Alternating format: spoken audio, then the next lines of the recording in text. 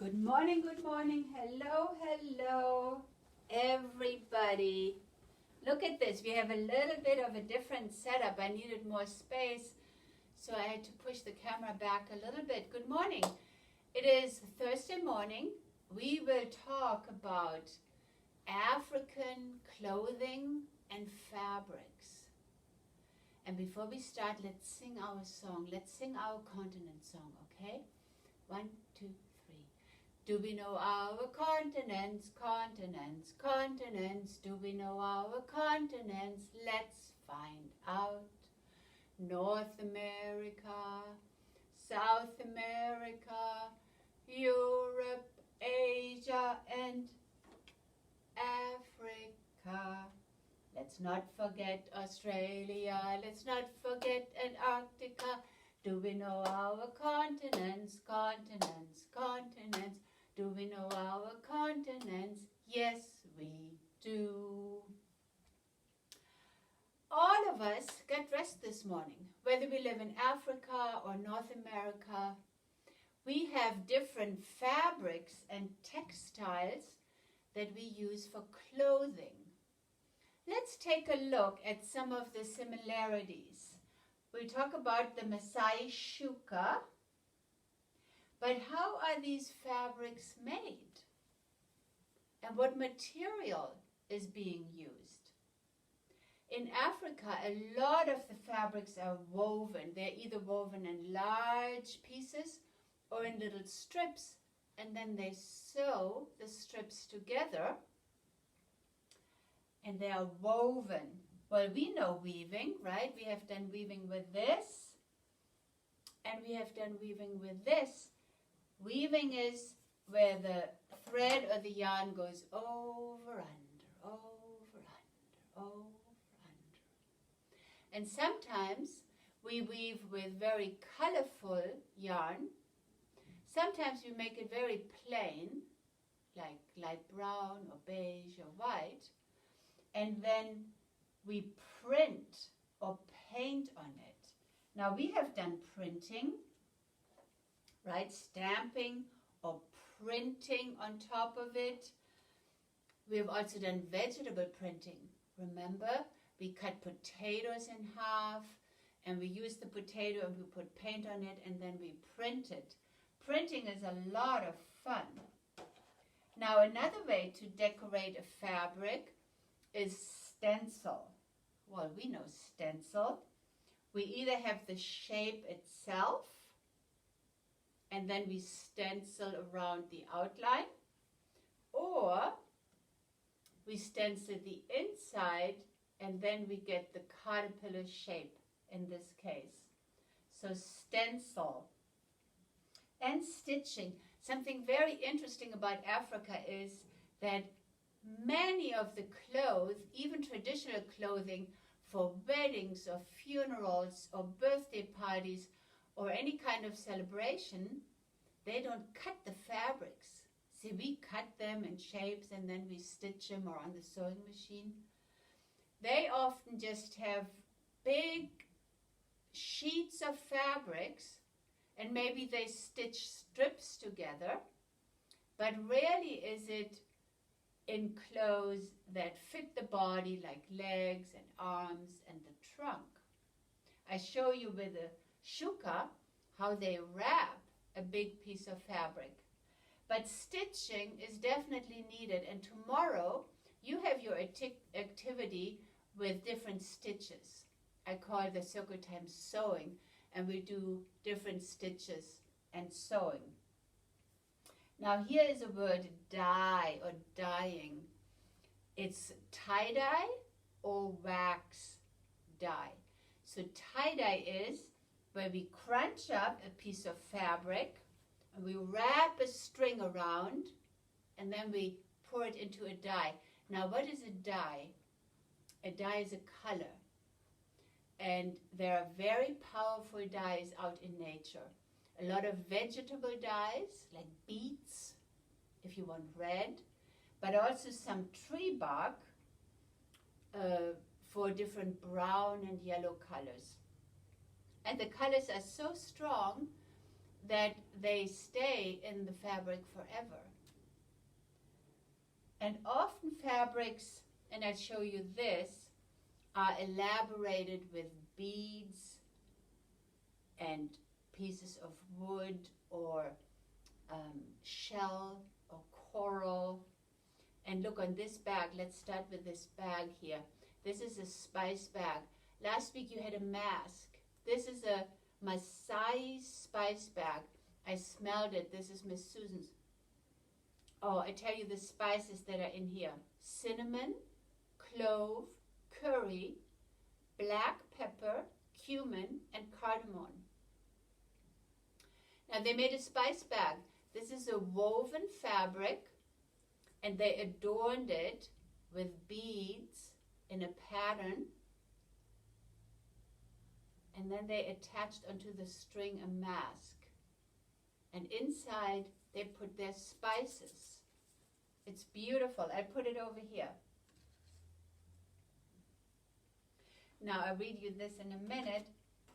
This, look at this fabric. This is printed. Now the material is woven, and then they chose black and green and white and orange, and they printed a border all the way around, and here they printed a buffalo, a lion, an elephant, a rhinoceros, and a leopard. And they had some spirals and snails and diamonds. Isn't that beautiful? This is a fabric from Africa. Something that is very significant and special for Africa is they use very colorful, very bright colors in their clothing. Look at this beautiful, these shades of red and orange. Just gorgeous. So this was printed and painted and maybe stenciled, right? This could very well be a stencil. I put this aside.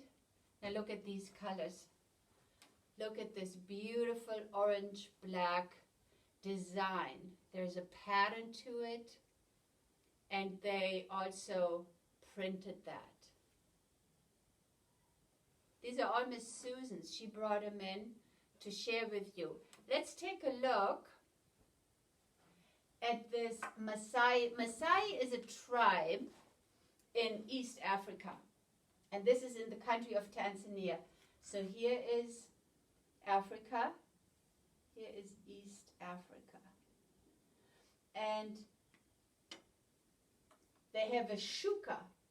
This is a gigantic piece of fabric. I hung it on this coat hanger to show you, and you'll get a picture of this as well. They take this big fabric and they just wrap it around their shoulders, and maybe they have a pin or a brooch here to hold it together. They might wrap a belt around their waist, or they might take one side and just flap it over either shoulder, and it stays there. You can see here the man in the middle just put it behind him, and he threw one side over the shoulder like a shawl, and they're dressed for the entire day. The fabrics are very loose. They hang loose, and can you think why that might be? You got it, because it keeps them cooler. The air can flow inside and outside all around, and it's very hot in Africa. Loose clothing. There's a book here. Where is the book? Here it is. It says, Get Dressed. You see children here, they all have in different ways a shuka just draped around their bodies. Some have them tied on one shoulder, some have them tied further down over an arm. He has it tied right here on the shoulder. And does anybody have it just thrown over? No, they all have a knot. They all have a knot somewhere.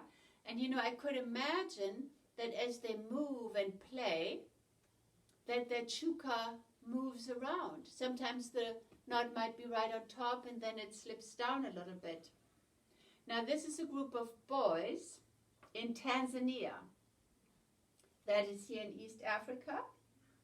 And they all wear a pretty solid color, plain shuka. Purple, beige, red, bluish, and beige again. Now there is another picture from a little girl in West Africa, right on the other side. This is West. This is East, West, North, and South. And look, it makes a lot of sense that she protects her head, right? To cover her face and the top of her head from the heat. So that is also a very typical and significant way for dressing, to protect the skin everywhere on the body. Let me read you this story. It goes through different countries. It's called Get Dressed.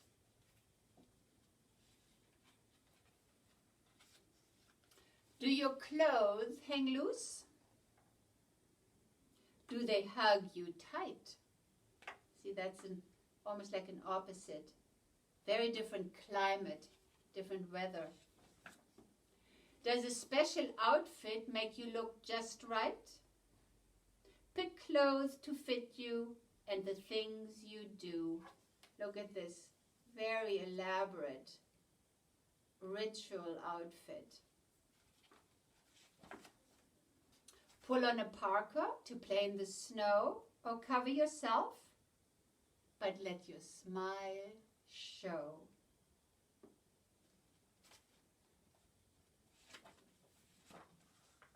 Choose clothes with care when you want to stay cool. Slip into a suit and splash at the pool. It's almost summertime for us, and hopefully we can go to a pool or to the beach. Or hear beads and paint say, it's your big day. The slant of a hat says, it's time to play. Grab clean, dry clothes, fresh from the line. Pull them on or press them. You will look just fine.